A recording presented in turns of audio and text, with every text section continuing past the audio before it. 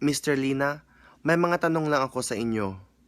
Una, bakit ninyo papatungan ng buwis ang mga balikbayan boxes na pinapadala namin kung nagbayad na kami ng tamang buwis dito sa abroad noong binili namin mga yan?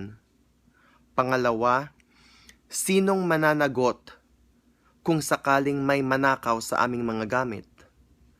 Pangatlo, kung ginagawa ninyo ang trabaho ninyo ng maayos, bakit nakalusot ang smuggled basura galing Canada?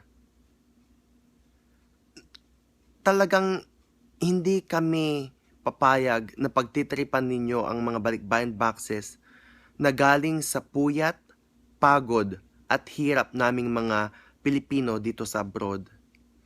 Maawa naman kayo, makonsensya naman kayo.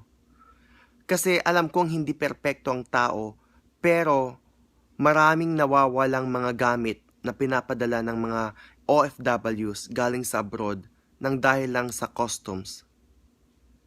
How can you ensure us that no one will get stolen from our boxes?